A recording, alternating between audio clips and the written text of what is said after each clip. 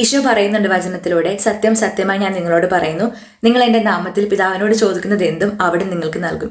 ഇത് ശരിക്കും അന്വർത്ഥമാവുന്നുണ്ട്. അതിന്റെ ബെസ്റ്റ് എക്സാമ്പിൾ ആണ് കഴിഞ്ഞ ദിവസം നമ്മുടെ ഇൻസ്റ്റഗ്രാമിൽ മെസ്സേജ് അയച്ച നമ്മുടെ ഒരു ഫോളോവറിന് ഞാനൊരു വചനം കൊടുത്തിട്ടുണ്ടായിരുന്നു. അത് ഡെയിലി പ്രാർത്ഥിക്കാൻ പറഞ്ഞിട്ട്. അപ്പോൾ അവരുടെ അനുഭവം ഒന്ന് നമുക്ക് കേട്ട് നോക്കാവേ.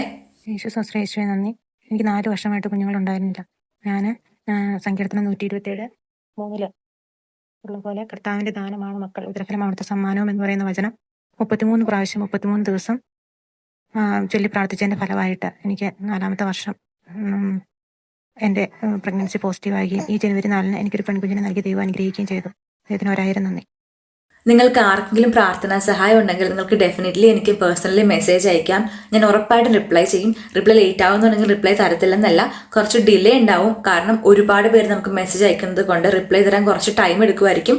എന്നാലും ഞാൻ മാക്സിമം ട്രൈ ചെയ്ത് റിപ്ലൈ ചെയ്യും. ഉറപ്പായിട്ടും വചനത്തിന് നല്ല ശക്തിയുണ്ട്.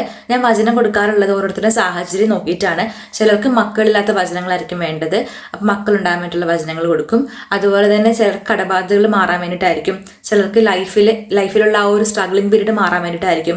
അങ്ങനെ ഓരോരുത്തർക്കും വേണ്ട വചനങ്ങൾ ഡിഫറെൻ്റ് ആയിരിക്കും. അപ്പോൾ അതനുസരിച്ചുള്ള വചനങ്ങളാണ് ഞാൻ കൊടുക്കാറ്.